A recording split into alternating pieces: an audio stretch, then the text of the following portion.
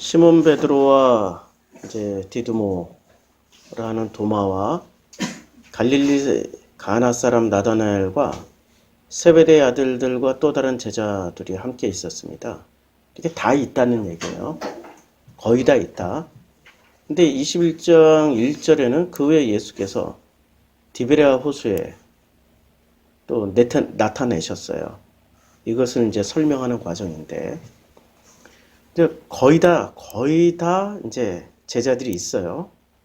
근데 시몬 베드로가 뭐라고 말을 하냐면은 나는 물고기 잡으러 가노라 라고 말을 합니다. 본래 직업이 어부였잖아요. 그리고 베드로도 어부, 우리가 확실히 아는 어부가 모두 몇 명이나 될까요? 확실히 몇 명이나 어부였을까요? 예, 마가복음 보면은 아주 확실합니다. 갈릴리 해변으로 지나가시다가 시몬, 베드로죠. 그 다음에 그 형제 안드레, 일단 2명 어부. 그래서 나를 따라오라 라고 했어요. 왜냐하면 그들은 어부기 때문에. 자, 그리고 그물을 버려두고 따라갑니다.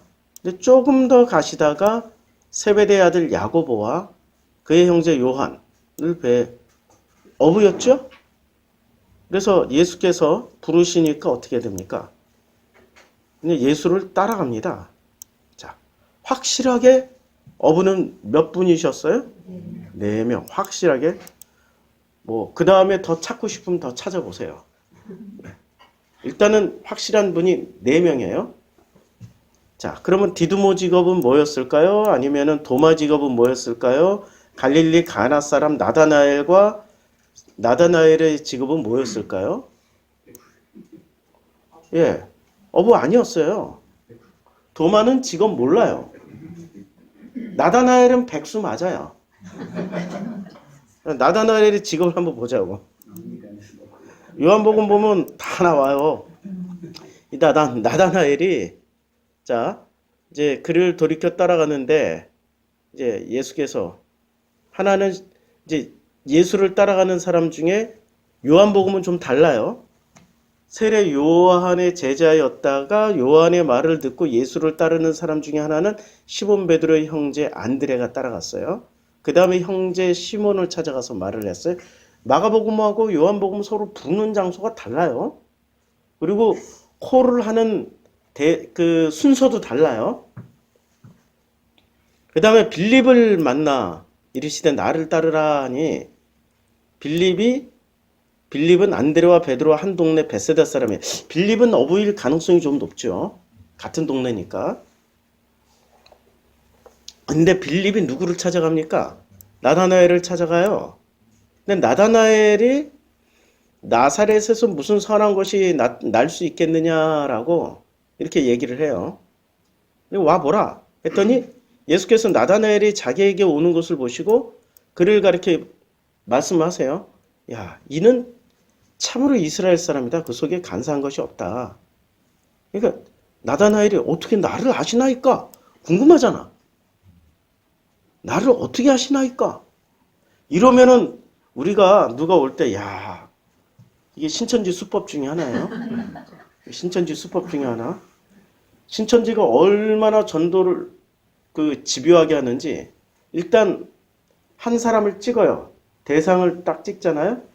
그러면 최소한 10명에서 20명이 그 사람을 연구를 합니다.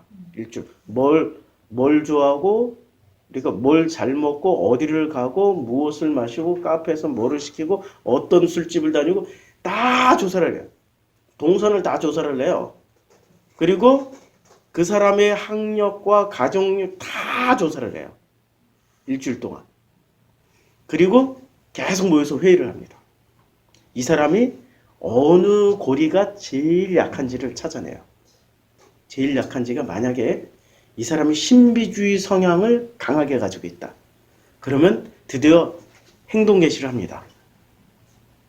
남자 같으면 신뢰성을 가질 수 있는 어떤 이 신성성을 보일 수 있는 아줌마나 그런 또 이런 마스크가 있는 금발에 은발에 무슨 흰머리에 지나가다가 아이고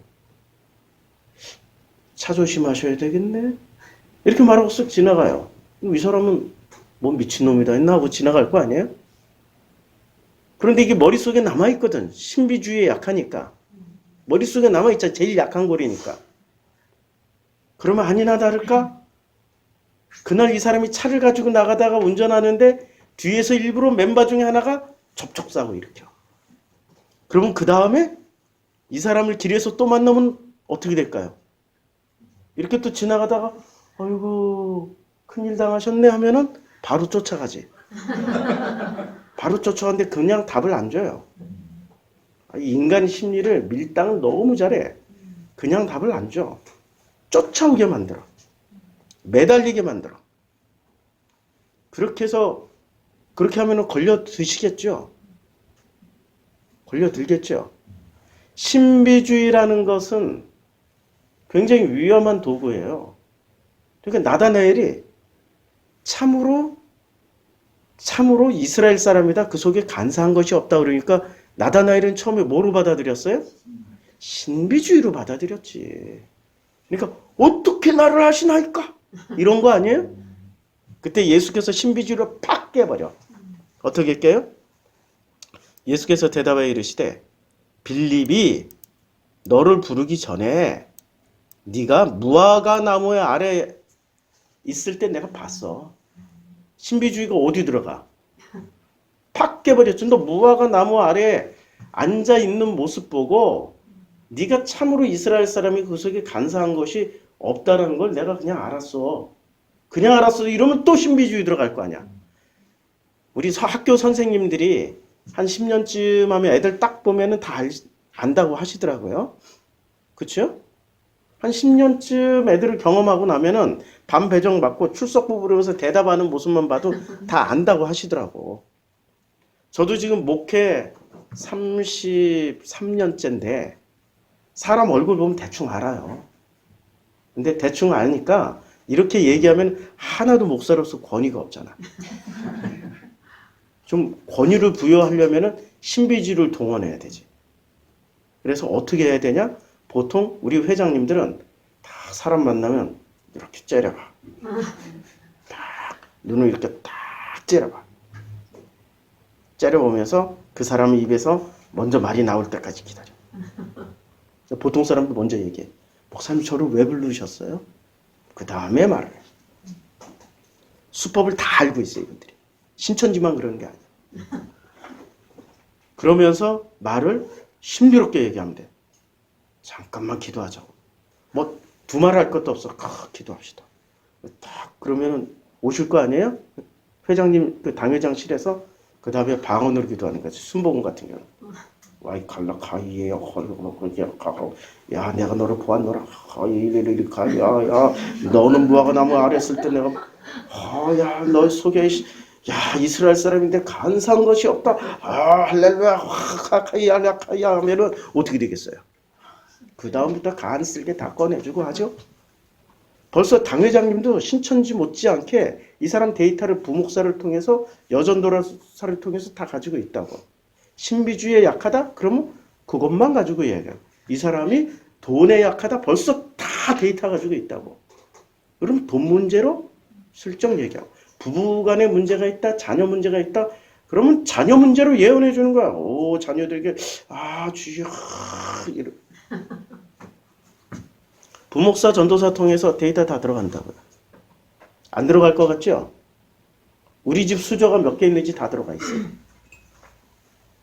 그게 교회 구조. 아니 그거 어떻게 알아요? 아니 구역 모임 갖고 신방 가시잖아. 다 파악이 끝난다고. 우리처럼 신방 안 가던 교회는 몰라. 알 수도 없어. 자, 그러니 나다나엘의 직업이 뭐였어요? 무화과 나무 아래에 누워 있었으니, 앉아 있었고 누워 있었으니 직업이 뭐였어요? 백수 맞죠? 백수 맞아요.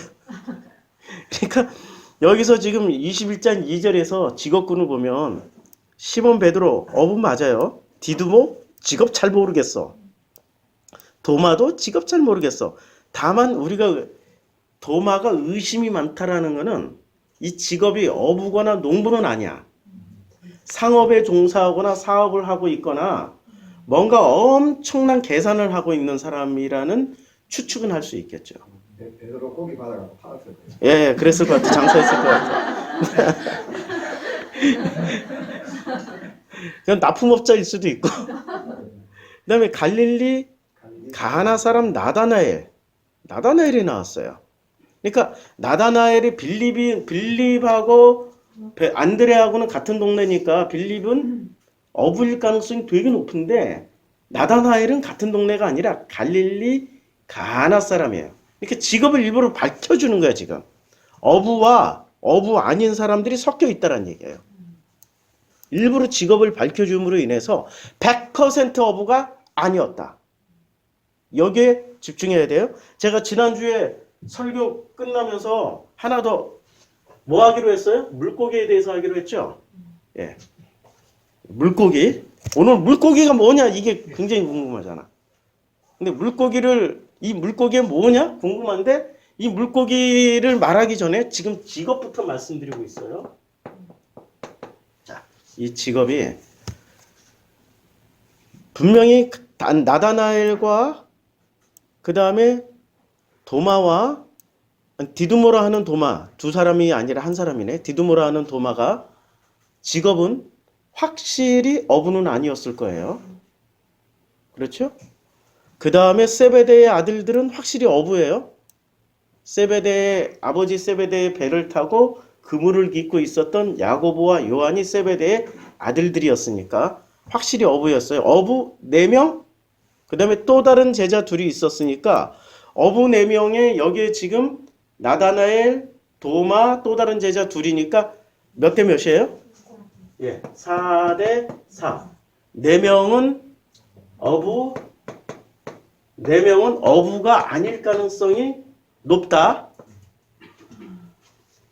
여기까지 이해를 하시겠죠? 그러니까 퍼센테이지가 50대 50으로 지금 직업군이 형성되어 있는 거예요. 근데 주요 직업은 여기서 어떤 직업이어야 돼요? 지금 이 글에 쓴 의도는 어부여야 돼. 근데 주요 직업은 어부여야 되는데 어부 50대 50%로 어부도 있고 어부가 없고 직업이 어부이거나 어부가 아니에요. 자, 우리가 여기 모여 있는데 여기 사람 낚는 어부 몇 명이나 돼요? 네, 사람 낚는 어부 저 뒤에 살짝 들어와서 앉았어. 나중에 레위가 될 거야. 한 분 계셔요 여기서 보니까 공식적으로. 근데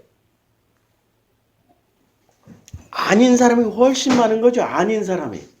사람 낚는 어부가 아닌 사람이 훨씬 많은 거예요. 사람 낚는 어부보다는 아닌 사람이 압도적으로 많은 게 현대 사회잖아요.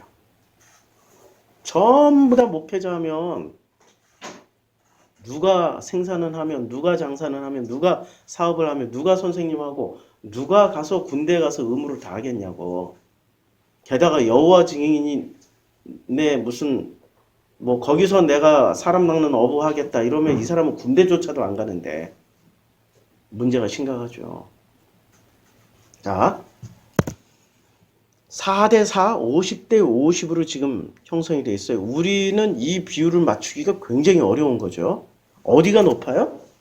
우리는 1대 9가 아니라 아마 98대 2 정도 될 것 같아. 기독교인 비율 중에 98이 평신도 그냥 다른 직업을 가지고 있는 직업군이고 목회자가 한 2% 되나? 퍼센테이지는 잘 모르겠어요. 나중에 통계 좋아하시는 분들이 찾아서 댓글로 달아주세요. 예. 자, 그래서 제자들이 함께 있더니 시몬 베드로가 이 퍼센테이지가 5대 5쯤 되니까 5대 5쯤 되면 뭐가 가능해요? 아는 놈이 모르는 걸 가르쳐 줄 수 있어. 아시는 분, 여기서 제가 말 표현이 죄송합니다. 어렸을 때 산동네, 판자촌, 어려서부터 이렇게 껌 씹고 다니고 면도날 입에 넣고 다니던 친구들하고 살아가지고 제가 언어 생활이 좀 거칠어요. 놈이라고 표현해서 죄송해요. 이런 것 때문에 상처받고 설교가 형편없다라고 평가하시는 분들은 설교 잘 하시는 분들이 많이 계세요. 죄송합니다. 제가 그냥 이해해 주세요. 옛날에 70년대는 이천성 목사님은 욕까지 했는데도 엄청 많이 다녀가셨어요. 엄청 많이 따랐다고요. 그거는 충분히 그 시절을 감안하면 이해를 해야 돼요. 왜냐하면 우리 사회 롤 모델이 이게 1, 2, 3, 4, 5 이게 아브라함 마슬로우의 도표인데요. 찾아볼게요. 이게 왜 필요한지를 어디 여기 있다. 아브라함 마슬로우의 욕구의 5단계입니다. 욕구의 5단계가 있는데 인간의 기본적인 욕구는 왼쪽이 맞을까요? 오른쪽이 맞을까요? 네, 오른쪽이 맞죠. 그런데 정상적으로 교육과 환경과 여러 가지 성장 과정에서 잘 이것이 만들어진 사람은 왼쪽으로 가겠죠. 예, 역삼각형이 되는 거죠. 이 내용이 이게 좀 더 잘 보이네. 자, 이 5가지의 욕구가 있는데 생리적 욕구, 안전 욕구, 소속과 애정의 욕구, 존중의 욕구, 자아실현의 욕구. 근데 1970년대 이천성 목사님이 할렐루야 기도원에서 이천성 목사님 여기는 대부분 다 단일 모르지? 이천성 목사가 누군지. 몰라도 돼. 알면은 상처받아. 한 문장의 욕이 한 문장 안에 욕이 꼭 들어가야 돼. 요즘 초딩이 학생들이 그러나 중딩이가 그러나 말 한마디에 욕이 꼭 들어가 있잖아요. 걔네들 욕은 너무 귀여워. 근데 이천성 목사님 욕은 너무 무서워. 여기서 조금만 얘기하면은 이천성 목사님 욕을 조금만 소개해도 벌써 정성필 목사 인격을 의심할 거예요. 조금만 소개해볼까요? 이 권사, 나쁜 년들아, 그 이상 얘기를 못 하겠어. 얘기하면은 진짜 이상한 사람. 그런데 그분의 기도, 그분이 설교할 때는 구름대처럼 보였어요. 왜 그랬을까요? 왜 그랬을까요? 자, 생리적 욕구. 생리적 욕구가 의식주에 먹고, 자고, 자기의 생리적 욕구. 그러니까 모든 몸에서 나오는 모든 욕구가 채워졌던 1970년대, 그때 이천성 목사님이 60년대, 70년대인데, 이 70년대에 교회에 가서 기도원까지 찾아갈 정도면 최소한 20대 이상은 돼야 되죠. 20대부터 70대까지 평균 수명 감안하면 찾아갔겠죠. 자, 그러면 1970년 초에 20대라면 1950년도에 태어나야 되죠. 30년, 20대, 30대는 40년도에 태어나야 되고 40대는 30년도에 태어나야 돼. 자, 1930년, 40년, 50년도는 1단계 생리적 욕구가 제대로 해결된 세대일까요? 해결이 정말 힘들었던 세대였을까요? 보릿고개가 있었단 말이에요. 보릿고개가 있었고 6.25 해방이 됐고 6.25 전쟁이 있었다고. 그러니 얼마나 힘든 시절 태어났어요? 생리적 욕구도 채워지지 않았고 두 번째 안전에 대한 욕구도 채워지지 않았다고요. 그 다음에 소속과 애정이라는 건 더더욱 힘들었단 말이에요. 그러니까 자기의 안전을 위해서 어딘가는 소속을 하고 그 소속된 곳에서 애정을 받고 안전에 대한 확인을 계속 받아야 되는데 자기 한 몸 살기도 힘들었던 시대였다고. 그러면 생리적 욕구나 안전 욕구나 소속과 애정에 대한 욕구가 다 채워지지 않으면 사람은 본능적으로 누구를 찾아가요? 약한 놈 찾아간다, 센 놈 찾아간다. 센 놈 찾아가죠. 그 센 분이 자기를 보호해 줄 것 같아. 자기를 이렇게 안전하게 해줄 것 같아. 자기의 필요를, 욕구를 다 채워줄 수 있는 능력이 있을 것 같아. 그래서 70년대는 능력 받으면 무조건 교회 부흥했어요. 70년대, 80년대는 2세대라고. 70년대, 80년대 주류 기독교인들은 1930년대, 40년대, 50년대 태어났던 기독교인들이 주류 기독교인들이라고요. 그러니 능력만 말하면 힘있고 강단 있고 나를 따르라 이러면은 사람들이 따라갔겠죠. 그런데 역으로 한번 볼까요? 역삼각형? 자, 어부 얘기하다 여기까지 왔는데 이게 다 연관성이 있습니다. 정말 잘 지워진다. 너무 신기하다. 싹. 3번, 4번, 5번 하니까 싹 지워지네. 예. 자, 어부 얘기를 대신 물을 조금만 칠할게요. 5번까지 하기에 인내심이 좀 약해가지고 샥 됐어요. 자, 그런데 역삼각형을 그리면은 1단계, 2단계, 3단계, 4단계 여기가 1, 2, 3, 4, 5가 되는데 이 5단계, 이게 5단계라는 얘기예요.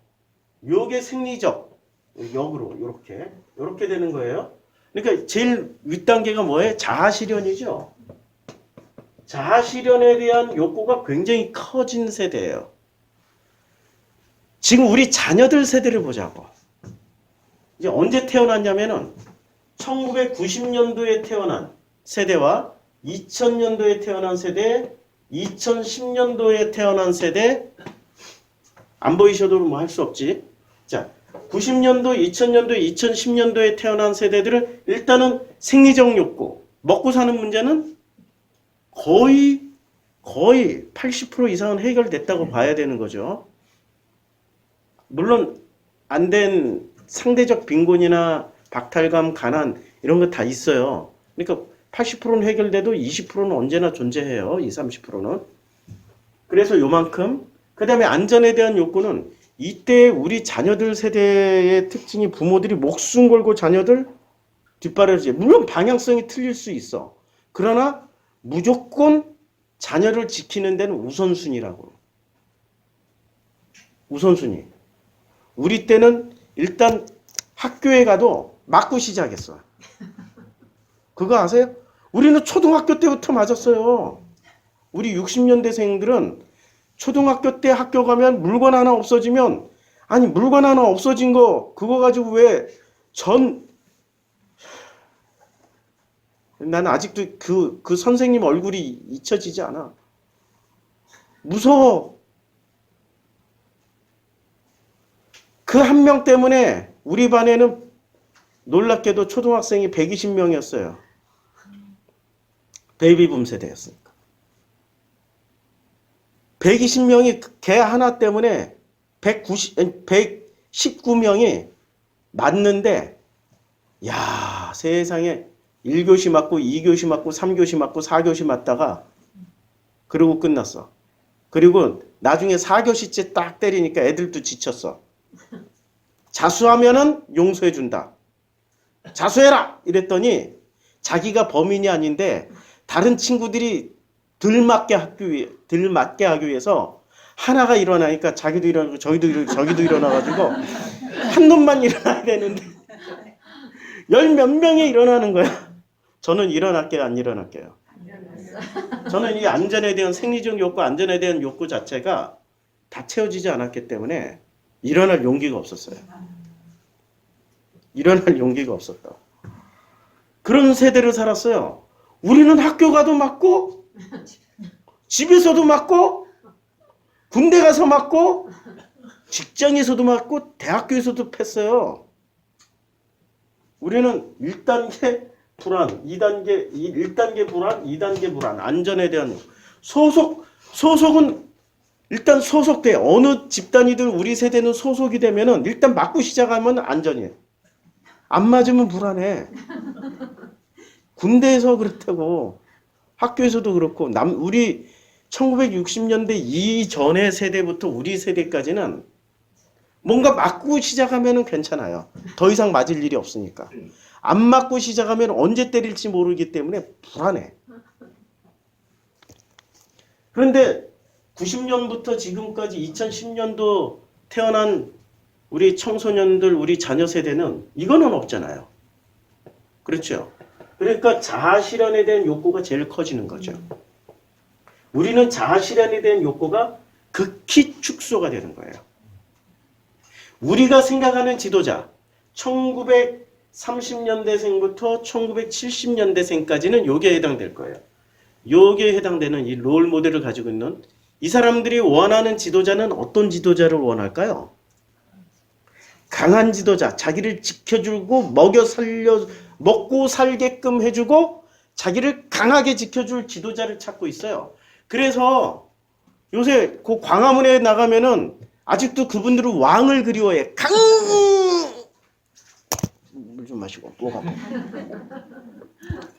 강력한 지도자를 원해요, 이분들이. 왜냐면 그분들 연령을 보세요. 거기 나와 있는 분들이 몇 년생일 것 같아요? 50년대, 40년대, 30년대생들이 다 모여 있다고. 완전한 안전과 생존 욕구와 안전에 대한 욕구와 소속과 애정에 대한 욕구가 비뚤어진 세대가 다 모여 있어요.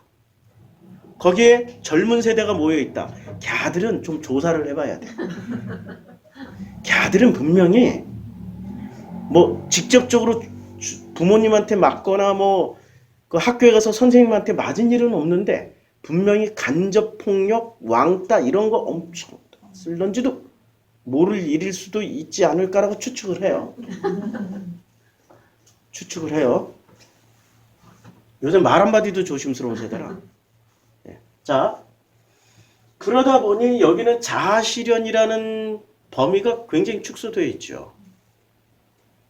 자아 실현이라는 건 뭐예요? 우리가 생각하는 우리 세대의 자아 실현이라는 거 먹고 살고 안전해지면 자아 실현이 됐다라고 생각해. 건강한 사회의 건강한 구성원이 될 수가 희박하다. 희박하다. 우리 가치관 자체가 그렇게 건강하지가 않다. 근데 지금 우리 자녀들은 가치관이 굉장히 건강할 수 있다.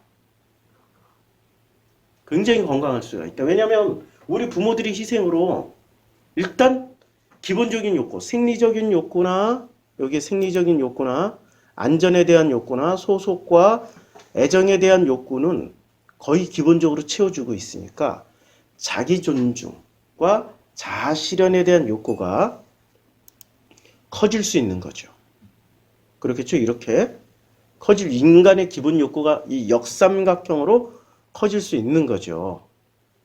자, 여기에 뭐 굉장히 많아요. 사회적 욕망 무슨 되게 많은데 나중에 공부해 보세요. 아주 공부할 게 많이 있어요. 자, 그러면 이제 또 능력과 이 직업. 물 묻히니까 안 지워지네. 저기다 물 묻혀서 찍찍이에다 물 묻혀서 좀 갖다 예, 여기 있네요. 감사합니다. 얘는 지워지네. 얘도 안 지워지네. 오 마이 갓. 이제 쓰면은 못 지워지네. 그래서 오늘은 제가 실수로 인하여서 이 좋은 분필을 쓰지 못하고 가루도 안 떨어진 분필을 쓰지 못하고 오늘은 실수입니다. 좀 전에 이걸 쓸게요. 전통의 분필. 전통의 분필. 자, 시몬 베드로가 나는 물고기 잡으러 가노라 할 때, 자, 시몬 베드로와 여기 직업군 50대 50, 4대 4라고 그랬잖아요. 4대 4면은 다시 그릴게요. 요 삼각형인 역삼각형에 가까운 사람들이 모여 있을까요? 정삼각형에 가까운 사람들이 모여 있을까요? 그렇죠. 욕구가 다 채워지지 않은 사람들. 왜 그럴까요? 이 사회 자체가 굉장히 왜곡되고 삐뚤어지고 탄압당하던 사회였죠. 어떤 사회였어요? 로마의 식민지였잖아요. 로마의 식민지 사회를 살았기 때문에 많이 삐뚤어졌을 것이다. 왜냐하면 이때 사회 구조를 보면은 가장 선망받던 직업군 중에 넘버원이 어떤 직업군이었어요? 예, 랍비. 예, 맞아요. 랍비. 그 다음에 또 두 번째. 예, 세금. 택시 컬렉터, 세금. 그러니까 그걸 뭐라고 그러죠? 세금 걷는 사람을? 세리. 자, 랍비는 왜 선망받는 직업이었죠? 존경받으니까. 그 다음에 세리는 왜 선망받는 직업이었죠? 돈을 많이 버니까. 로마가 만약에 너희들 우리한테 바치는 돈이 그냥 10,000달란트만 바쳐. 나머지는 니네들이 알아서 하면은 10,000달란트만 로마에 갖다 주면 20,000달란트 걷었는데 10,000달란트만 로마에게 주고 10,000달란트는 누가 쓱싹하면 돼요? 세리가. 그러니까 얼마나 돈을 많이 벌 수 있어. 로마는 공식적으로 1인당 아니 그 국가 이 이스라엘이란 국가에서 딱 1조 원만 걷어 했는데 10조 원을 걷어버려. 누구 권한이에요? 그거는 세리의 권한이에요. 10조 원 걷고 9조 원을 삥땅을 쳐. 삥땅 쳐서 누구한테 상납하면 돼요? 네. 랍비와 제사장과 바리새인과 사두개인에게 이 성전 구조에게 상납만 하면은 나머지는 무마가 돼. 그리고 이 성전 구조의 최상위층에 있는 사람들을 산헤드린 공의회라고 그래요. 산헤드린 공의회에 뇌물만 주면은 랍비는 하등의 문제가 아니 랍비가 아니라 세리는 하등의 문제가 없어. 산헤드린 공의회가 일종의 사법, 입법 모든 기관을 그 이스라엘 사람들을 대변하는 사람들이거든. 결정적인 사법권, 입법권, 행정권은 로마가 가지고 있지만 일종의 자치권을 부여받아요. 유대인 사회에. 산헤드린 공회를 통해서 유대인 이스라엘 집단을 통치를 한다고. 이게 로마의 통치 수단이었어요. 그러니까 산헤드린 공회에 뇌물만 주면 세리는 많이 걷어갈 수 있어. 그러면 예수님의 제자 중에 세리가 있었을까요? 이름이 뭐였죠? 예, 마태라고. 이분이 확실히 세리였어요. 기억나시죠? 예. 그러니까 예수님의 직업군 중에는 이런 나쁜 놈도 들어가 있어요, 세리. 그러니까 세리는 전 이스라엘 사람들이 세리하면은 어떤 표정을 지을까요? 이렇게 오면은, 세리가 오면은 이런 표정을 짓나? 이런 표정 지어야지. 들뺏길다. 화내면은 세리는 더 집요하게. 끝까지. 이게 일종의 세리하려면 사이코패스거나 소시오패스가 돼야 세리 정도로 하지. 인간의 양심을 가지고는 세리 못한다고. 그치요? 그러니까 예수님의 제자 중에는 세리도 있었어요. 그렇게 거룩한 직업만 속해 있지는 않았다고. 그리고 예수님을 따라다닌 사람들은 주로 세리와 창녀였다고. 예수님을 가장 많이 따라다녔던 직업군이 세리와 창녀였어요. 그 중에 겨우 0. 몇 프로가 0.3% 정도가 누구였어요? 바리새. 요한복음에서 예수 따라왔던 바리새가 몇 분이나 됐을까요? 예, 니고데모하고 아리마대 요셉하고 또 다 합쳐봐 한 3명 정도밖에 안 됐다고. 그쵸? 그러니까 퍼센테이지가 거의 없어. 거룩하신 분들은. 주로 이런 분들이 따라다녔어요. 그런데 지금 교회 나오시는 분들 직업을 보면은 대부분 다 그 중에 장로가 되거나 권사님이 되려면 대부분 다 직업이 이렇게 좋아야 되죠. 직업으로 거의 다 되잖아요. 이제 사자 들어가는 분들이 여기에 대부분 다 돈도 많고 안정되고 존경받는다 이거지. 근데 예수님의 제자분을 보면은 지금하고 많이 달라요. 염두에 두셔야 돼요. 지금 우리가 생각하는 예수님 시대의 사람들과 우리는 굉장히 달라요. 자, 시몬 베드로가. 이제 시몬 베드로가 나는 물고기 잡으러 가노라라고 왜 나는 물고기 잡으러 간다고 그랬어요? 왜 야, 우리 물고기 잡으러 가자라고 안 하고 왜 나는 물고기 잡으러 가노라라고 왜 했을까요? 아니, 우리 물고기 잡으러 가자 이렇게 안 하고 let's go 뭐 이렇게 안 하고 왜 나는이라고 나 하나로 국한시켜서 물고기를 잡으러 간다라고 했을까요? 직업군이 서로 달랐던 거예요. 50대 50.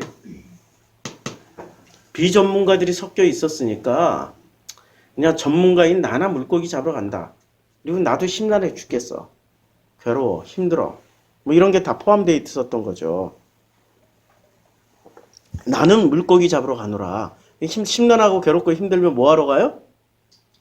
예, 물고기 잡으러 가는 거야. 아니 우리 직업은 아닌데 결혼 생활 내내 물고기 잡으러 가시는 분이 계시잖아요. 낚시질 하러 가고 뭐 있잖아. 장비만 해도 야 그거 다 모아놨으면은 진짜 저 양반이 내가 좋아하는 저 낚시 도구 살 돈 가지고 내가 원하는 루이비 샤넬 뭐 이런 거 사줬으면은 훨씬 더 내가 그 사랑해 줄 텐데 에이 나쁜 놈 혼자 낚시나 하고 다니고 혼자 나는 낚시하러 가노라 하면은 되게 마음이 어때요? 저런 이기적인 놈이라고 생각할 수 있겠지만 여기는 분위기가 다르다고. 나는 물고기 잡으러 가노라 할 때 이 마음 상태가 어땠냐고요. 굉장히 마음 둘 길이 없었다라는 것을 지금 다 표현하는 거예요. 난 잡으러 가. 난 잡으러 가. 니네들 알아서 해. 했더니 어떻게 돼요? 그들이 우리도 함께 가겠다 하고 나가서 배에 올랐어요. 함께 가겠다.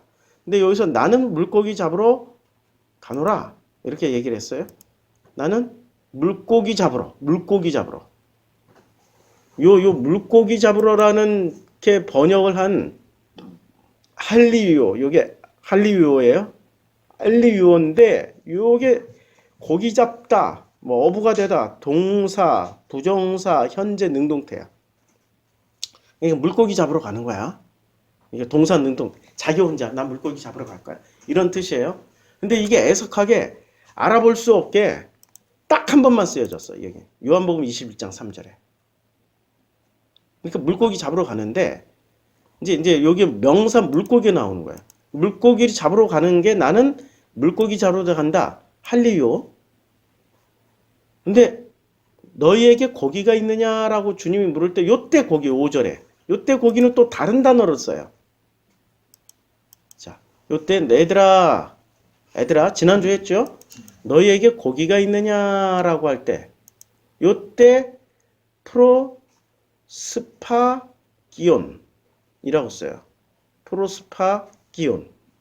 그러니까 요게 무슨 뜻이냐면은 먹는 것 기호식품. 여기 보면 먹는 것 기호식품.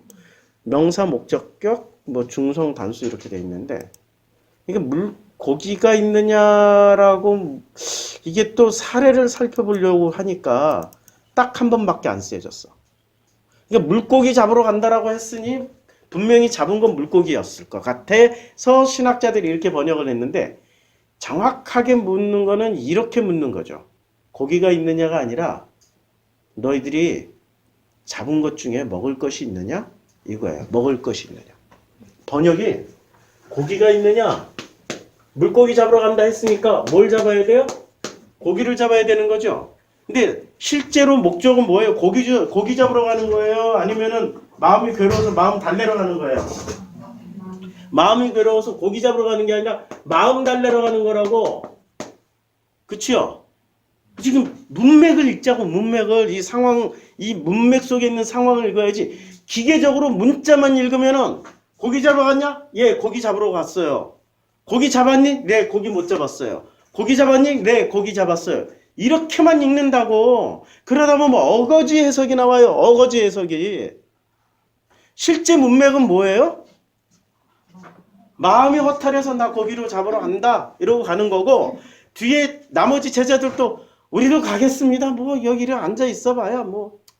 그랬는데 딱 돌아왔을 때 프로스파기온이라는 게 어차피 한 번밖에 안 쓰여졌으니까 의미가 뭔지도 잘 몰라, 솔직히 말해서. 그러니까 고기 뭐 이렇게 고기라고 번역을 했지만 실제로 주님이 뭐라고 물어봤겠어요? 의도는 뭐예요? 고기 잡았니가 아니라 의도는 어떻게 마음은 달래졌니? 마음은 수습되었니? 마음은 안식을 얻었니? 마음은 평안하니? 이런 의도로 물어봤을 거 아니에요. 이런 의도로 물어봤을 때 프로스파기온 이란 단어를 썼는데 이 단어의 사전적 의미는 뭐 먹을 것 좀 잡았니? 뭐 이런 거겠죠. 너희에게 먹을 것 좀 있느냐라고 물은 거예요. 가지고 있느냐. 자, 여기 보면 너에게 있느냐. 이게 액조라고 물어봤어요. 이게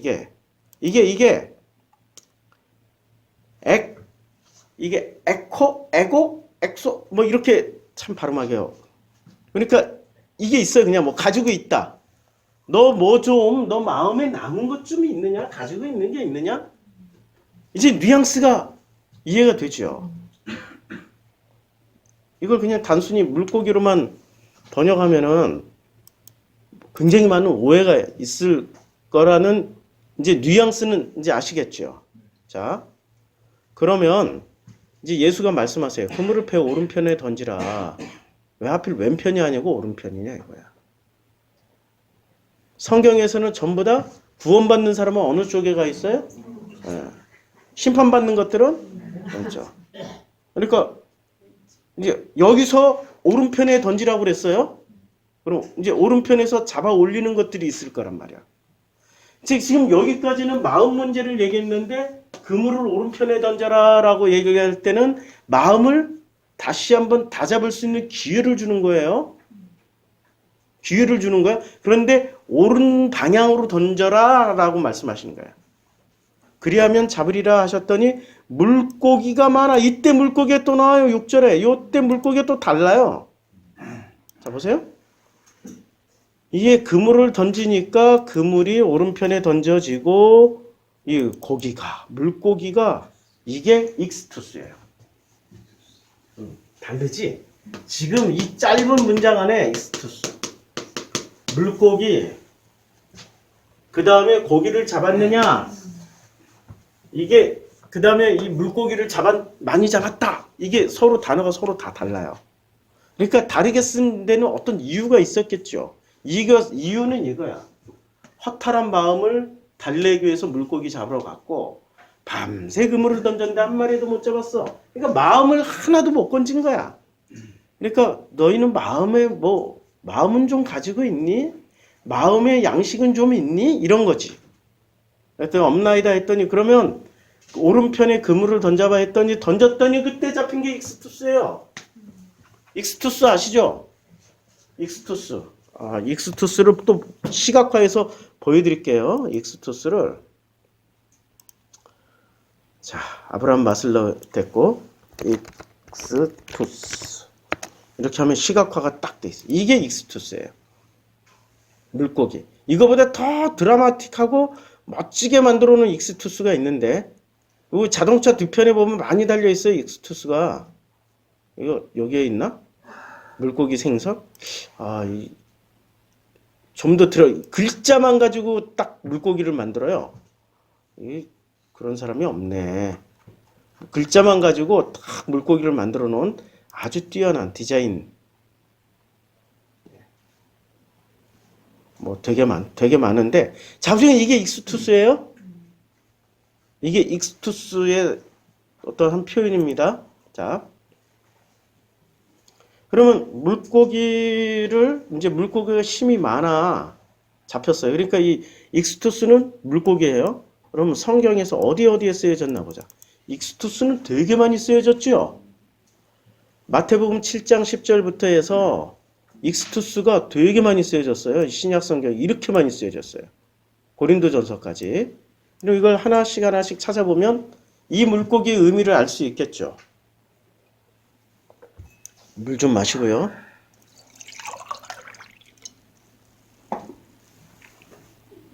마태복음 7장 10절에 보면 생선을 달라 하면 뱀을 줄 사람이 있겠느냐? 생선을 달라. 요게 이제 익스투스예요. 아니 물고기 달라 하는데 어떻게 뱀을 주겠느냐? 생선을 달라 했으면 생선을 주지 왜 뱀을 주겠느냐? 이런 뜻이란 말이에요. 자, 그 다음에 마태복음 14장 17절 제자들이 가로되 여기 우리에게 있는 것은 떡 5뼈에 물고기 2마리 뿐이다. 그러니까 물고기로 뭐를 먹이셨어요? 좌우지가 먹이셨어요. 그 다음에 물고기 오병이어 기적할 때 썼던 그 오병이어 2마리 물고기 할 때 이게 익스투스예요.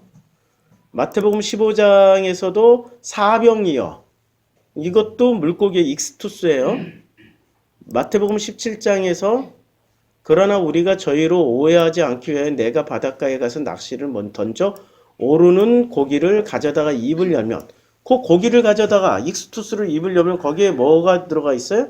한 세겔이 들어가 있는데 그 한 세겔에 원래 반 세겔씩 내는 거니까 너 거, 내 거 이렇게 내자.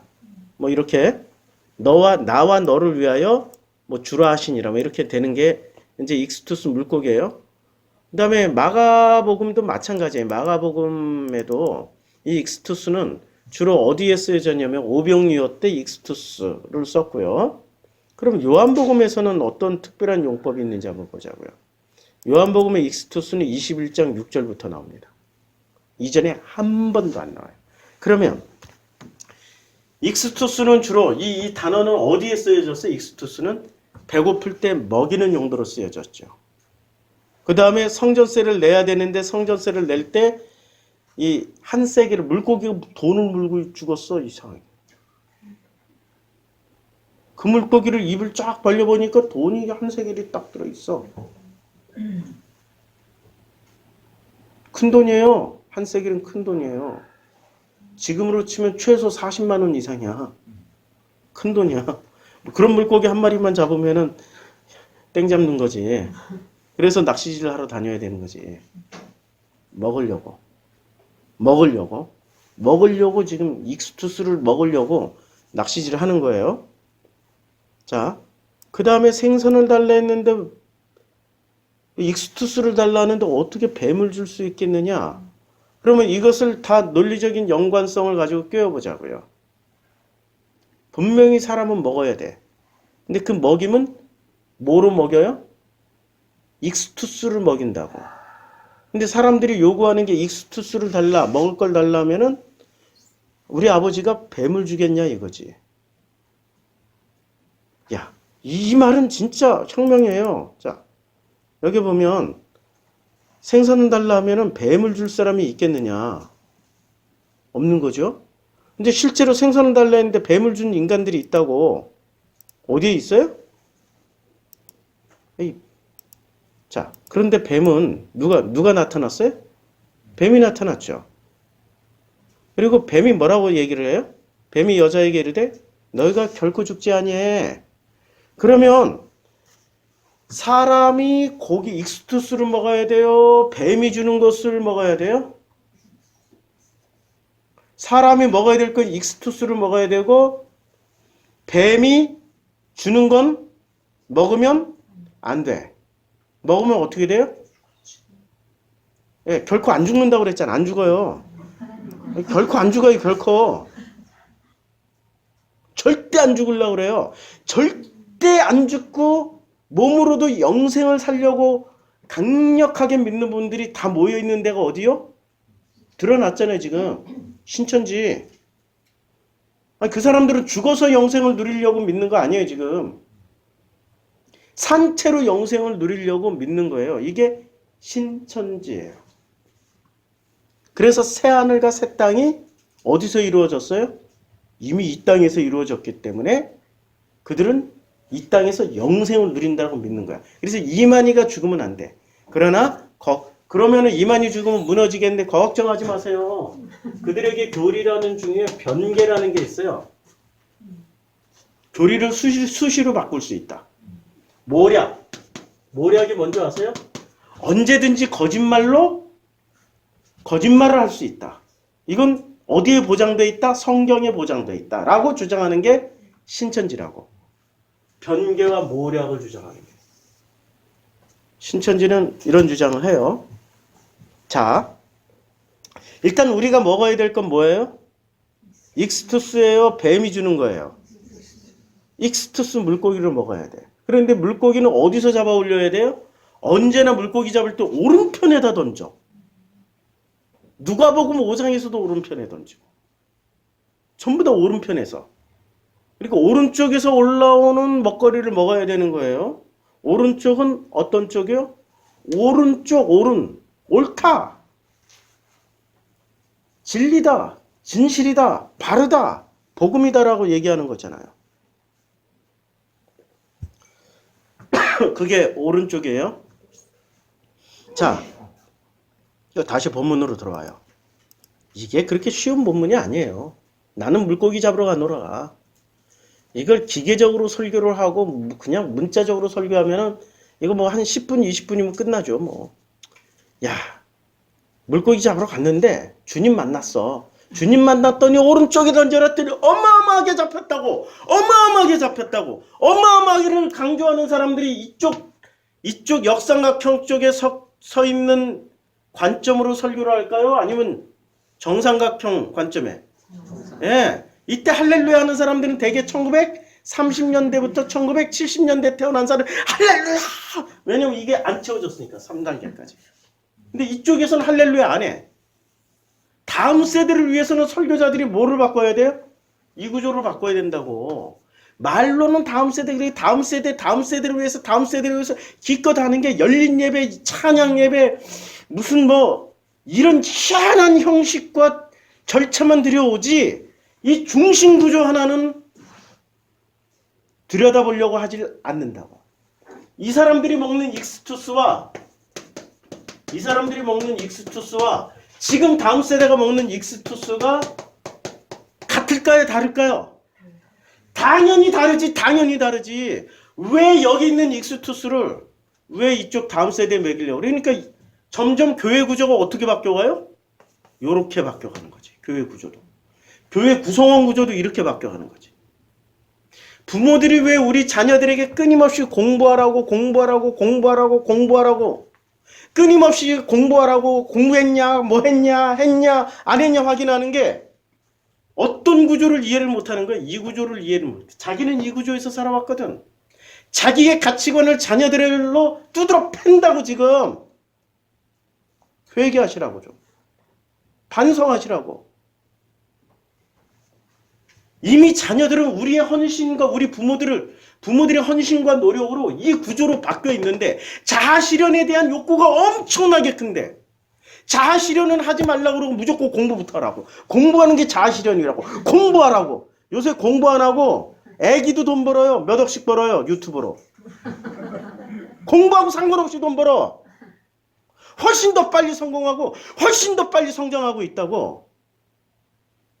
패러다임이 이미 바뀌고 있는데 이쪽에 70년대생 엄마들까지는 자기의 이 욕구가 불완전하게 충족이 되었기 때문에 이 좁아 터진 자아실현을 가지고 자녀들에게 두드러 패는 거죠. 그냥 틀거리 속에 놓고 짓밟는 거죠. 발발을 그냥 발표라 그러면 애들이 발피나. 이미 이 욕구는 채워졌는데 그러면 이 채워지지 않은 욕구를 가진 청소년들이 어디로 가겠냐고요. 신천지의 70%가 20대 청년 젊은이라는 거 아세요? 왜 젊은이를 1위로 갈까? 삐뚤어진 교육을 잘못 받으니 1위로 가는 거지. 제가 보여드릴게요. 왜 1위로 가는지. 자, 이걸 하나씩 이제 영상을 좀 봅시다. 이게 지금 신천지에서 시험을 보는 거예요. 그 신천지가 어느 집단이냐면 대한민국의 12개 지파로 나누어 놓고 12개 지파에 총 20만 명이 지금 20만 명이 땡 하면 동시에 시험을 보는 거예요. 20만 명이 무슨 시험을 봐요? 천국 합격 시험을 봐야 돼. 영생 합격 시험. 시험지 배포를 통해서 이 모습을 한번 보시라고. 어떤 감동이 있는지. 비판의 시각으로 보지 말고 한번 긍정의 시각으로 보라고요. 인류 최고의 진리로 제사상을 준비하는 천국 고시인 만큼 경건하고 엄숙한 분위기 속에 시험지가 배포되었습니다. 우와열을 정확히 맞춘 성도들의 모습은 질서와 체계를 갖춘 거룩한 하늘 조직과 질서와 체계를 갖춘 거룩한 하늘 백성의 이걸 전부 뭐라고 생각하고 있어요, 지금 이걸? 질서와 체계가 곧 하늘나라라고 믿고 있는 거죠. 감동받잖아요, 우리 이런 거 볼 때. 이런 거 가지고 감동받았던 게 1930년대 독일 사람들이 이걸로 감동을 받았어요. 납치에 행렬할 때 질서와 각도와 오와 열을 맞춰서 할 때 그 사람들이 감동이 일어나고 우리를 1930년대 독일은 어떤 사회였을까요? 1930년대 독일은 1917년, 18년 그때 전쟁이 끝났어요. 전쟁이 끝나고 전쟁 배상을 해야 돼. 엄청난 돈을 이웃 나라들에게 물어줘야 된다고. 특히 재수없는 영국한테. 특히 더 재수없는 프랑스한테 땅으로도 자기네 영토를 떼어줘야 되고 국민도 떼어줘야 되고 자기네들이 돈을 벌면은 절반 이상이 프랑스와 영국으로 돈이 넘어갔으니까 사람들이 뭐가 안 채워져? 이게 안 채워지는 거야. 욕구불만이 생존 욕구부터 다 뺏기니까 이웃 나라에게. 이걸 한 방에 이겨먹을 수 있고 한 방에 만회할 수 있는 건 어떤 지도자가 있어야 되는 거예요? 강력한 지도자. 이렇게 이런 걸 보여주면 강력한 지도자라고 믿을 거 아니에요. 얼마나 기계적이에요. 하나님의 말씀으로 이루어진 시험지가 스톱! 잠깐만. 이 아주 예. 같습니다. 하나님의 말씀으로 자, 여기 이름을 봐요. 이찬양. 왜? 기독교 분명히 모태신앙이야. 이루어진 시험지가 한 사람 한 사람에게 전달되자 드디어 지켜야 할 새 언약 이행 시험이 시작되었습니다. 여기에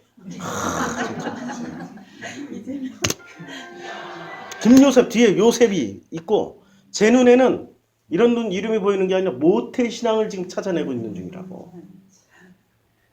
왜 모태신앙들이 여기가 있냐고. 왜?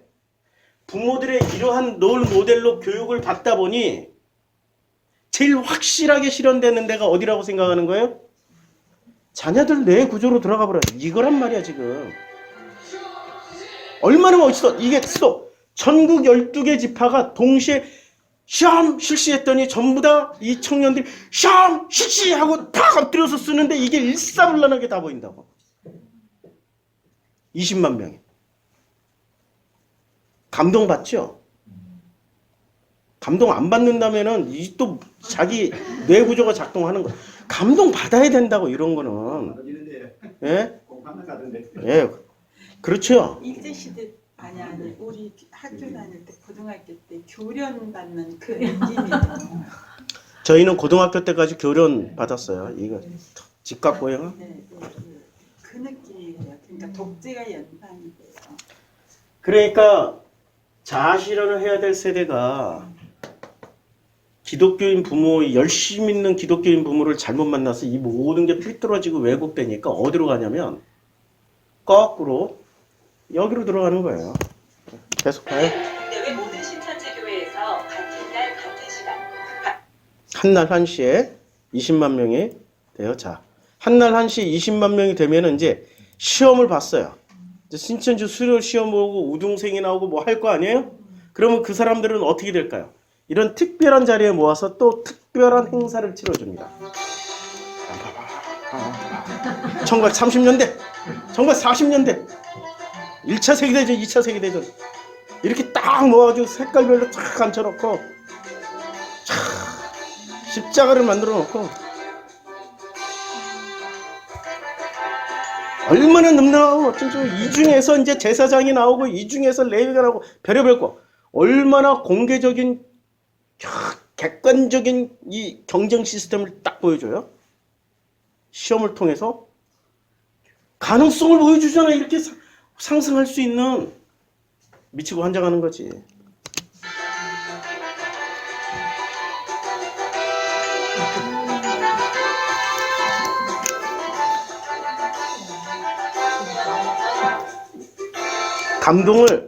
감동을 만들어내서 보여주는 거죠, 지금. 이 감동을 만들어서 보여주는 거란 말이에요.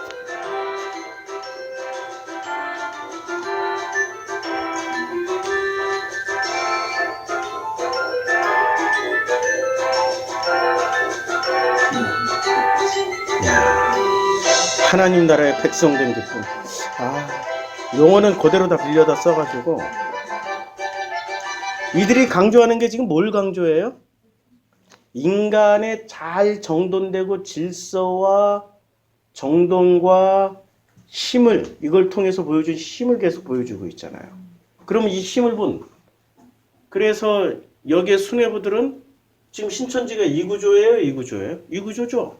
정삼각형 구조를 철저하게 실현하고 있어요. 근데 인간은 어디로 건너가야 된다고요? 정삼각형에서 역삼각형 구조로 건너가야 되는데 못 건너가게 이 시스템을 강화시켜주고 있다고. 대단히 잘못된 거죠. 자,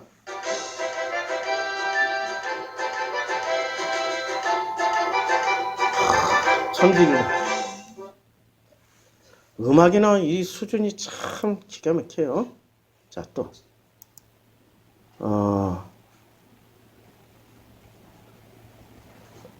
이걸 봐요. 이제 왜 사람들이 신천지 같은 사이비 종교에 빠지냐? 이분은 그 심리의 학자예요. 예. 그래서 왜 사람들이 이런 이단 종파에 왜 빠지는지, 그리고 이단 종파에 여기에 올라선 사람들은 어떤 사람들이 올라서요? 이 삼각형 구조로 올라선 사람들은 남을 좁은 관문을 뚫고 올라간 사람들이야. 좁은 관문을. 자, 좁은 관문을 뚫고 올라간 사람 중에, 자, 수수께끼 낼게요. 예수님과 바리새 중에 누가 이 좁은 관문을 뚫고 여기까지 올라갈 수 있을까요? 예, 예수님은 죽임 당해. 뚫고 올라갈 의지도 없어, 그냥. 예수님이 이쪽 분이시기 때문에 자아 실현을 가르치러 오셨는데 거꾸로는 내려갈 수 있어. 근데 뚫고 올라가지는 않아, 예수님. 근데 이걸 뚫고 올라가는 분들이 바리새, 사두개, 제사장 그룹들, 사네드린 공회의 멤버들, 이런 분들이 뚫고 올라간다고요. 우리가 뇌 구조가 바뀌어야 돼. 구조를 모른 채 성경을 읽거나 예수를 이해하려면은 엄청난 오해를 하죠. 그럼 여기 살아남은 사람들은 대개 인구의 20명당 1명의 사이코 소시오패스가 있어요. 20명당 1명. 그러면 이 중에 살아남은 사람들은 대개 그 이 질서에 강한 사람들, 시스템에 강한 사람들. 누가 살아남아요? 여기 올라가 있는 사람들은 대개 소시오패스거나 사이코패스야. 평상시엔 잘 나타나, 안 나타나. 권력도 힘도 돈도 없으면 안 나타나. 근데 권력과 힘과 돈이 나타나면 있으면은 반드시 그것을 자기의 능력을 보여주고 싶어. 그래서 감옥 가신 분들이 많아. 김기동부터 시작해서 이재록부터 해서 우리의 당회장님들, 회장님들 대개 여기에 속해 있다. 아니, 우리 목사님 같이 인자하고 사랑이 많고 어쩌면 그렇게. 아니, 그런 분 계세요. 없다라는 거 아니에요. 없다라는 거 아니야. 근데 대개 여기에 남아있을 요 정도 정점에 올라서려면은 보통 평범한 사람들로서는 불가능해요. 그리고 헐리우드에서 만든 영화의 90%는 전부 다 이 사람들 얘기예요. 영웅 얘기, 성공한 사람들의 얘기잖아. 헐리우드에서 만든 사람들의 90%는 대부분 이 사람들 얘기고, 성경에서 말씀하고 있는 대부분의 얘기는 요 3단계 이하 사람들을 가지고 얘 말씀을 하고 있다고요. 구성원이 다르다니까. 지금 누구를 대상으로 해서 말하고 있는지. 그럼 물고기는 여기에 속해 있어요. 지금 익스투스는 여기에 속한 물고기예요? 아니면 요 3단계 이하에 속해 있는 사람들을 익스투스라고 하는 건가요? 그렇지. 3단계 이하가 익스투스는 여기에 속해 있는 거죠. 여기에 속해 있어요. 관점이 완전히 다른 거예요. 자, 한번 들어봐요. 왜 사람들이 사이비 종교 2단에 빠지는지. 사이비 종교에 빠지는 이유. 사람들은 왜 사이비 종교에 빠질까요? 그들이 소시오패스 집단이기 때문입니다. 소시오패스들이 가장 처음에 하는 게 뭐라고 했죠? 사람들을 조종하기 위해서 친밀과 신뢰감을 쌓습니다. 제가 가상의 종교를 한번 만들어 볼게요. 이름은 신나라입니다. 이 신나라에서는요. 신나라 신천지라고 친밀감을 생각하고 가장 들으시면 중요하게 생각합니다. 이 친밀을 쌓는 기간이요. 무려 6개월. 6개월. 내가 신나라인 것을 교육기간 가리키지 6개월이에요? 않고 이 6개월 동안 소시오패스들은 여러분들한테 원하는 것을 줍니다. 어떤 것을 주냐면요. 여러분들이 만약에 피아노를 배우고 싶다. 이 신나라 안에서 피아노 선생님의 공짜로 구해다 줍니다. 내가 그림을 그리고 싶다. 이 신나라 안에서 무료 미술 수업을 개설합니다. 내가 기타를 배우고 싶다. 기타 선생님을 구해줍니다. 보험을 판매해요. 보험을 가입해줍니다. 내가 차를 판매해요. 차를 사줍니다. 내가 장사를 해요. 손님들을 끌고 와줍니다. 내가 원하는 것을 줘요. 자, 이 6개월 동안 아니 이거 우리 교회 전도 이야기 아니야. 아니 우리 전도왕들이 제가 어렸을 때부터 들어왔던 전도왕들이 전도하시던 방식 아니야. 심지어는 여친이 필요해요. 나는 못소리예요. 그러면 여친이 줄을 쓰게 해줘. 혹하지. 넘어가지 마. 여러분들은요, 내가 원하는 것을 막 공짜로 얻을 수가 있어요. 얼마나 고마운 사람들이에요. 이 친밀 관계에서는요, 여러분들이 평생 겪어보지 못한 정말 따뜻하고 정이 넘치는 인간관계를 느낄 수가 있어요. 그래서 세상에 공짜가 없어요. 아름다운 인간관계와 내가 원하는 것을 주는 자, 친밀감과 욕구 충족. 요 욕구를 충족시켜준다. 요 욕구들을 다 충족시켜줘요. 6개월 동안. 지극정성으로. 그런데 거기에 공감하는 마음이 있냐 이거죠. 목적만 있는 거죠. 어떤 목적을 가지고 하는 거지 마음으로 공감해서 해주는 건 없다고. 자, 선택해 보시겠어요? 정말로 이 친밀감과 욕구 충족을 해주는 사람들 속에 있기를 원해요? 아니면은 마음을 공감해 준답시고 이씨 뭐 이제 말도 진짜 꼭 정성필처럼 하고 이런 사람을 선택하겠어요? 여기에서 친밀감과 욕구 충족을 위해서 내 모든 걸 위해서 존재하는 그렇게 살아주고 있는 그 집단을 들어가기를 원하는 거지. 한 번이라도 좀 행복해보자고. 단 한 번이라도 행복해보자고 하고 그 행복을 찾아서 가는데 여기는 목적이 있는 거야. 목적은 뭐로 만드는 거예요? 자기네와 똑같은 어느 순간 들어가서 봤더니 자기도 모르게 나는 개성, 우리 교회 나온 사람들은 하나같이 자기 개성을 부르지죠. 자아실현을 하고 있다고 지금. 우리한테 이래라 저래라 하지 마세요 뭐 이러고 회장님들한테 옛날에 죽도록 많이 들었는데도 한마디도 안 하시는 분들이 왜 목사님 왜 자꾸 그런 소리 하세요? 응? 응? 막 이러면서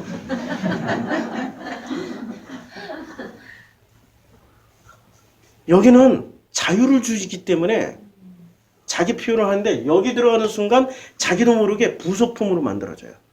기계 톱니바퀴로 만들어져요. 아까 보세요. 쫙쫙 열과 오열을 맞춰서 쫙쫙쫙 무슨 이게 이거 뭐라고 표현해야 되나? 이것들을 뭐라고 표현해? 로봇 뭐 이런 예? 뭐 AI 군단이야? 어? 그렇게 만들어가고 있다고 AI로. 마음 없이 목표만 가진 존재로 만들어버린다. 마음 없이 목표만. 근데 우리 교회 오면은 마음을 가지기 때문에 내 마음 네가 알아? 응? 뭐 이러고 상처는 누가 다 받아요?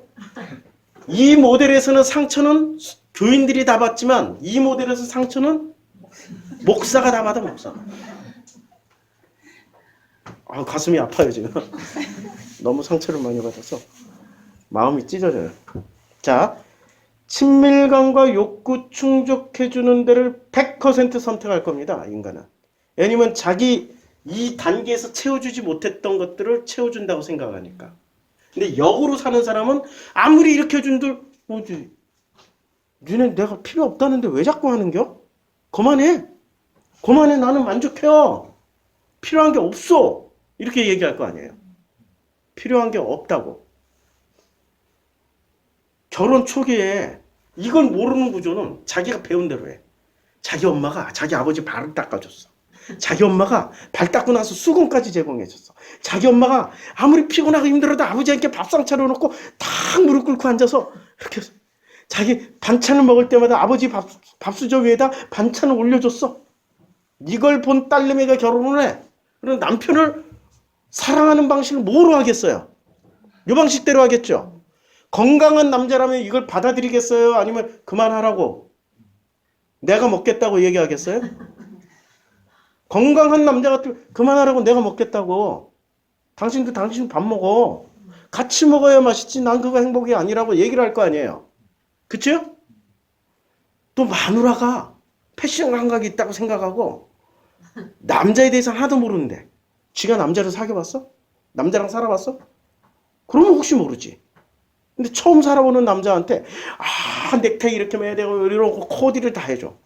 남자는 자기가 속해 있는 집단 내에서 자기가 필요로 한 옷을 자기가 선택해서 입는 게 최상이라고.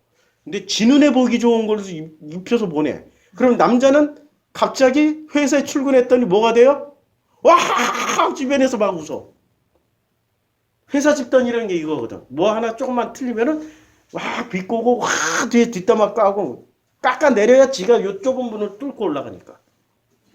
남자가 됐다고 내가 알아서 입는다고 해도 끝까지 강요하는 여자들은 몸이 그걸 행복으로 알고 있다고. 잘못된 거라고. 친밀감과 욕구 충족을 무지무지 헷갈리고 있단 말이에요. 맞죠? 우리 처절하게 반성을 해야 된다고. 이 얘기를 듣을 때 신천지 비판하지 말고 나부터 되돌아보면서 나부터 반성을 해야 이 구조를 건너갈 수 있다. 자 보세요. 계속.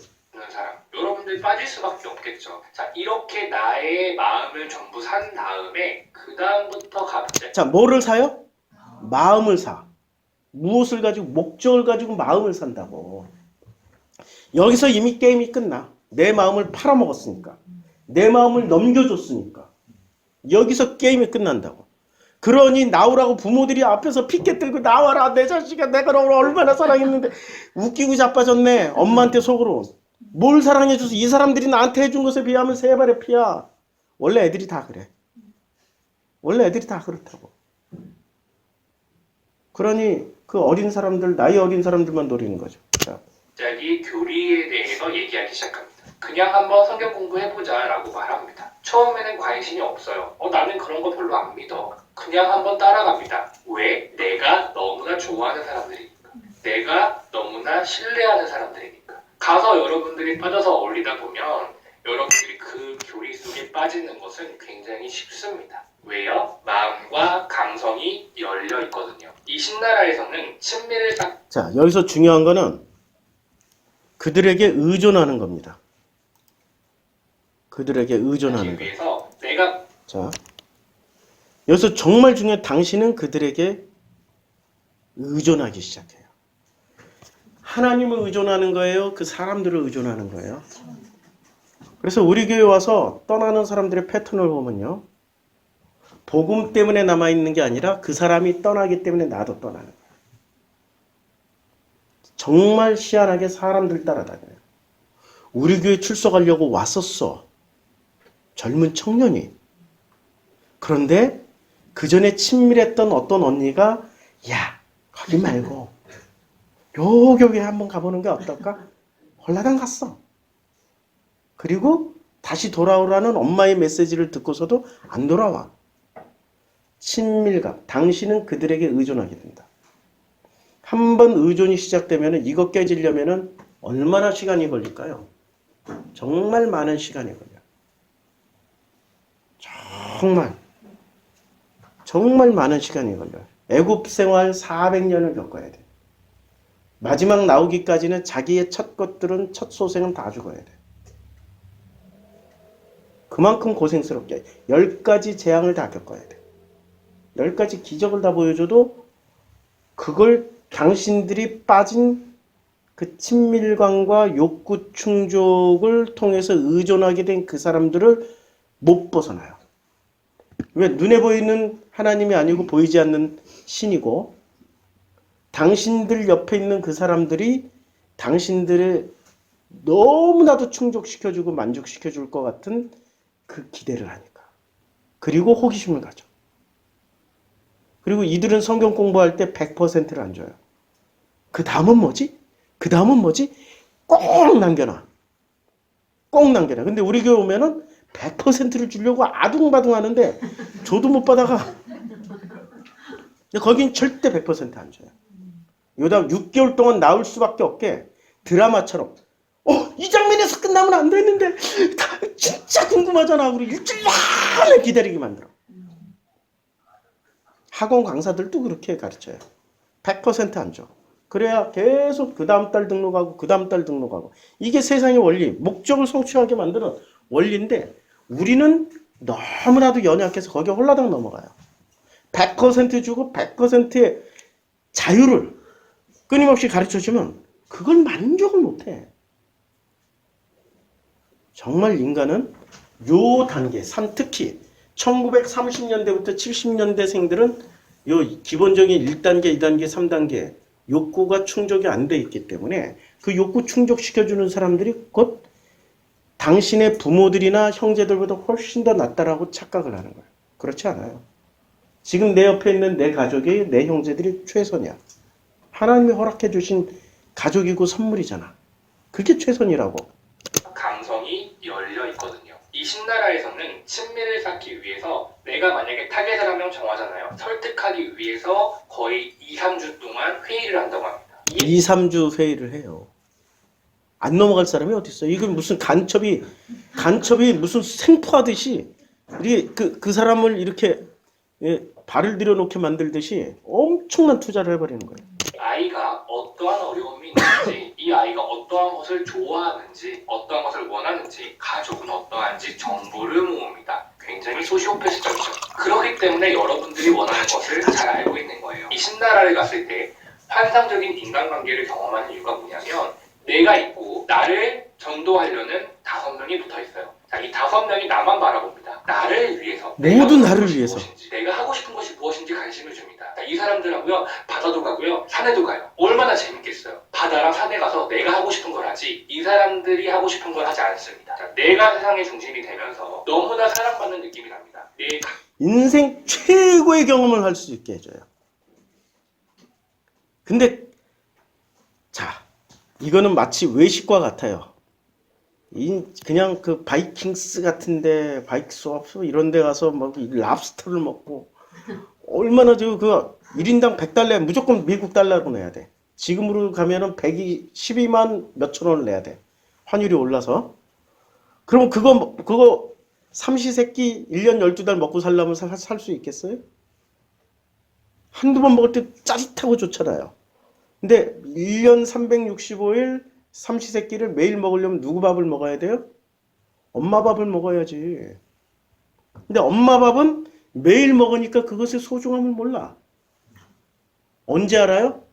가출해서 김양처럼, 라디오 스타 김양처럼 가출해서 비 올 때마다 파전, 엄마가 해주던 파전 먹고 싶은데 엄마 그때마다 엄마 생각나서 파전을 무쳐보는데 엄마 맛이 안 나 하면서 펑펑 울던 김양처럼 죽도록 고생할 때 엄마 그때는 엄마가 싫어서 가출했거든.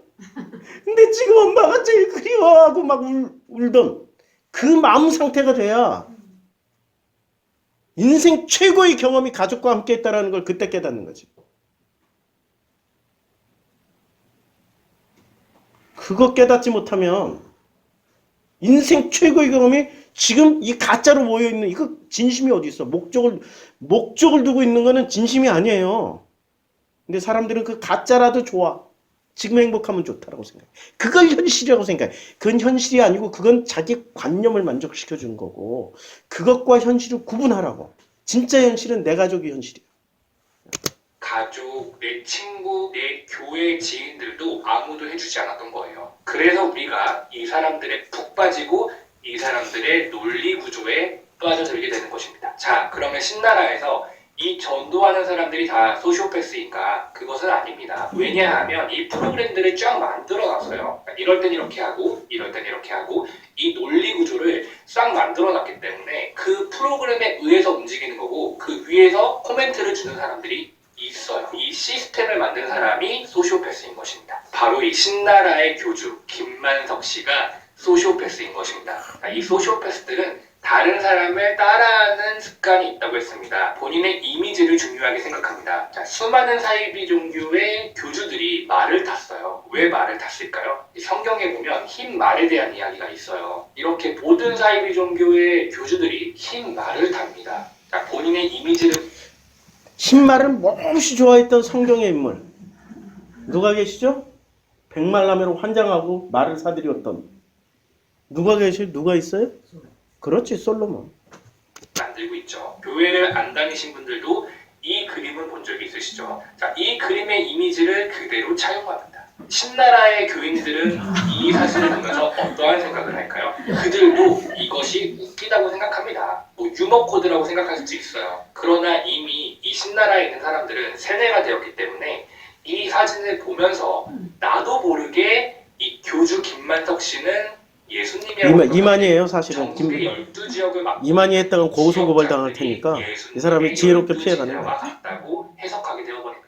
이렇게 그들은 누군가를 따라하고 자신의 이미지 관리에 철저합니다. 제가 하나 더 말씀드리면, 자, 이 신나라에는 교주만 소시오패스일까요? 저는 이 신나라에 굉장히 많은 소시오패스들이 들어가 있다고 생각합니다. 자, 소시오패스들이 원하는 게 뭐죠?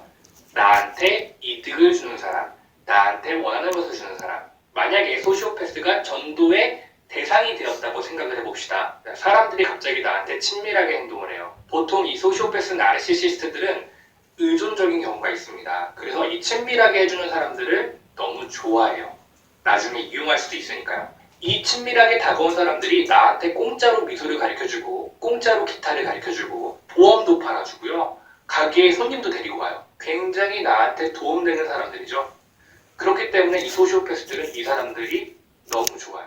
이 사람들이 이 신나라 안에 깊숙이 들어갔을 때 전도를 해야 되잖아요. 전도할 대상을 2, 3주부터 거짓말로 전도할 계획을 세웁니다. 이거는요, 평소에 소시오패스가 하던 행동이에요. 자, 여러분들 게임할 때 혼자 하는 게 재밌어요? 같이 하는 게 재밌어요? 멀티플레이가 재미있죠. 자, 지금까지는 혼자서 사람을 조종하고 살아왔는데 다 같이 모여서 사람을 조종하는 계획을 세우는 것, 소시오패스에게는 정말 흥미로운 일입니다. 교리가 중요하지 않아요. 그냥 그게 너무 재미있는 거예요. 그리고 보통 왜 재밌냐면 게임이 되니까.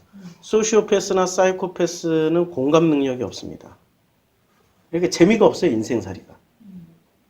그래서 재미를 느끼기 위해서 목표를 설정해야 되고 끊임없이 그 목표를 채워넣는 걸 재미라고 해요. 보험의 여왕, 정상인이 아닌 소시오패스일 가능성이 높아. 목적을 채워놓는데 거기서 쾌감을 느끼고 거기서 기쁨을 느끼고 그걸 행복이라고 생각해. 진짜 하나님의 형상을 회복한 사람은 그런 목적이 없어도 돼요. 내 일상생활 아주 지루하고 재미없어 보이는 그 일상생활에서도 아주 소소한 감동과 감격과 하나님의 은혜를 체험하면서 살아갈 수 있는 사람들이 그게 하나님의 형상을 회복한 사람이라고. 왜? 그 마음에 공감이 되니까 뭐든지 다 감사하고 뭐든지 좋아. 뭐든지 행복해. 그런데 그 공감 능력이 없기 때문에 이미 그들은 저주를 받았어요. 너무 심심해. 재미가 없어. 근데 뭐에 재미를 느끼냐면 뭔가를 성취해내는 이 피라미드 구조가, 삼각형 구조가 그들에겐 딱 맞는 구조야. 뚫고 올라가서 목표 성취를 해서 정상에 서는. 트리니다드 토바고의 그 나비, 제목이 생각이 안 나네. 나비가, 애벌레가 나비가 되는 유명한 소설, 우리 80년대 대부분 젊은이들 한 번씩 봤던 꽃들에게 희망을. 예, 꽃들에게 희망을 어떻게 제목은 생각 안 나고 작가 이름만 써. 트리아나 포울러스. 그 꽃들에게 희망을 해서 애벌레가 결국에는 정상까지 올라가요. 그게 무의미하다라고 생각하고 내려오는 순간 그가 나비로 변태의 과정을 거쳐 나비가 되어서 날아가. 굉장한 의미가 있는 소설이에요. 꽃들에게 희망을 어린애도 읽을 수 있을 만큼 그림책이에요. 그거는 너무 잘 만들었어요. 우리 자녀들이 꼭 하나씩 사주시기를. 꽃들에게 희망을. 그 나비가 되었을 때 그 애벌레는 오직 목표가 하나였어요. 올라가는 거야. 그런데 나비가 되고 나니까 모든 게 좋아. 햇볕도 좋고 꽃도 좋고 모든 게 좋아. 소소한 즐거움을 찾고 있고 행복을 찾는 거야. 그게 공감 능력이에요. 그런데 소시오패스는, 사이코패스는 공감 능력을 상실했기 때문에 재미가 없어. 그래서 목표를 채우는 거야. 목표는 숫자로 환원이 돼. 그래서 숫자에 강해요. 계산에 뛰어나고.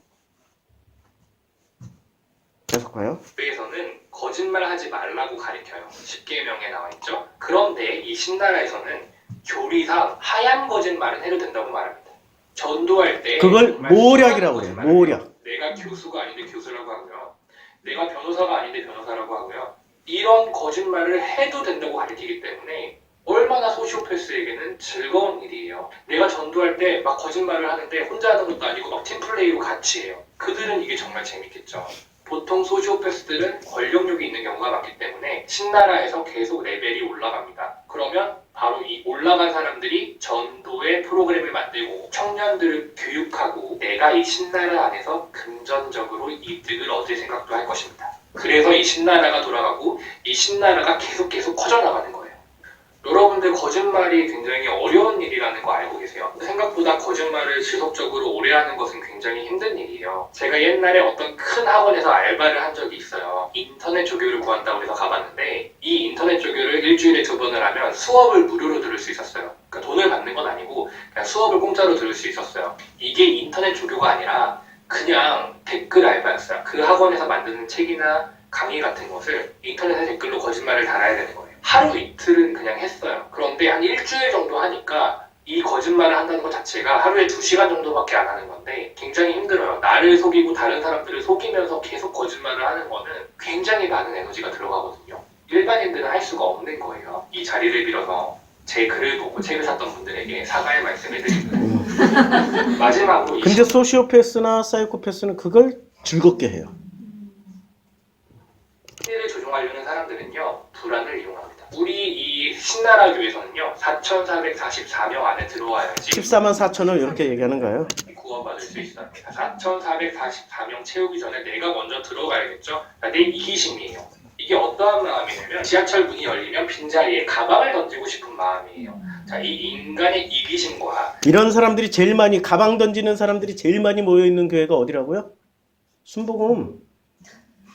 예배당에 가서 옛날에 내가 한 10몇 년 전에 순복음 교회 한번 예배 드리러 갔어요. 우리 아들이랑.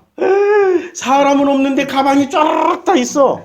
앉을 자리가 없는 거야. 그래 밖에 서 있었어 이렇게. 가방이 다 놓여져 있는 거야. 그것이 정당화되고 합리화되고 있는 시스템.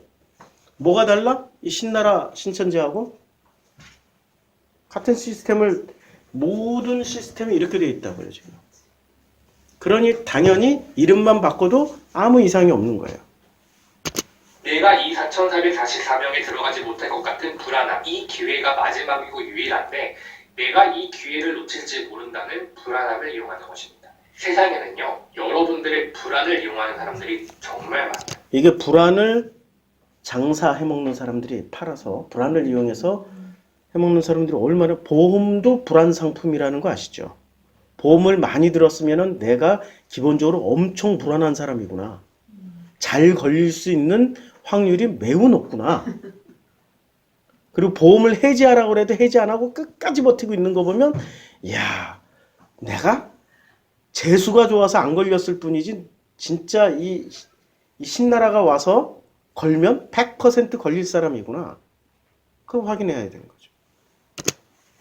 어떠한 사람들이 여러분들의 불안을 키우잖아요. 불안을 과장하잖아요. 그러면 그 사람들은요, 정말 불안한 사람일 수 있고 여러분들을 조종하려는 사람들일 수 있습니다. 조심하시기 바랍니다. 하루에 손 10번씩 잘 씻으시고요. 건강 잘 지키시기 바랍니다. 보일연구소였습니다. 자, 이걸 우리 밴드에 올려놨기 때문에 거듭거듭해서 보세요. 그리고 이분에 관련된 이 폴 연구소에서 올린 것들을 많이 좀 보세요. 소시오패스, 사이코패스가 뭔지 그러면은 내가 보일 거예요. 자, 한참 돌아왔는데 이 물고기의 정체가 뭘까요? 물고기는 내가 먹어 치우는 존재인가 아니면 먹임을 당하는 존재인가? 그렇죠? 먹임을 당하는 존재예요. 예수는 먹이러 오셨어요? 먹임 당하러 오셨어요? 그래서 예수가 태어난 장소가 그 병원 침대에서 태어났어요? 그 여물통에서 태어났어요? 여물통, 먹임을 당하려고, 한마디로 말해서 밥그릇으로 태어났다고. 밥그릇 안에서. 예수가 자신을 뭐라고 표현했어요? 나는 내 몸은, 내 살은 떡이요. 내 피는 포도주라고 그랬단 말이야. 먹이러 오셨죠? 왜 자꾸 먹어치워서 올라가려고 그래? 베드로가 심란하니까 또 뭐 잡으러 가요? 물고기 잡으러 갔어. 어떤 물고기? 자기가 잡아서 마음을 좀 채워내려고 숫자라도 좀 불려놔서 마음을 채우러 갔는데 한 마리들은 못 잡아. 왜 못 잡아? 예수가 그 자리에 있었기 때문에. 당연히 못 잡지. 못 잡게 만들어버리지. 예수가 없었다면 어떻게 했겠어요? 잡았겠죠. 자기의 전문성을 발휘해서 많이 잡았겠죠. 이제까지 많이 잡았겠죠. 앞으로 했던 대로 많이 잡을 거죠. 근데 예수가 계시니까 이제까지 자기의 노하우나 자기가 했던 그 모든 실력, 능력 하나도 발휘가 안 돼. 한 마리도 못 잡았다고. 다시 돌아왔을 때 오른편에 그물을 던져라. 그물을 던져서 물고기를 잡았어요. 익스투스를 엄청 잡았어. 근데 그 익스투스를 보니까 행복해져요? 불안해져요? 베드로가 이 익스투스 잡을 때마다 반응이 다 달랐어. 다음 주에 할게. 왜냐면 설교가 거의 2시간 가까이 돼가지고 거의 1시간 반이 넘었어요. 지금 1시간 40분, 50분 돼가지고 다음 주에 할 수밖에 없어. 내가 배고파서 못하겠어. 내가 배고파서. 물고기를 우리는 잡아먹으러 온 존재가 아니라 먹이로 온 존재입니다. 생선을 달라 했으면 생선 줘야 되잖아요. 그럼 그 생선이 누가 돼야 돼요? 우리가 생선이 돼야 돼요. 기분 나쁘시면 신나라 가세요. 거기는 자기가 잡아먹을 수 있는 구조로 올라갈 수 있으니까. 우리는 예수처럼 여물통으로 오신 그 예수처럼 말씀이 육신이 되어서 살과 피를 다 나눠 주었던 그 예수처럼 그렇게 살아야 되는 거죠. 그렇게 살기를 원합니다. 기도하겠습니다.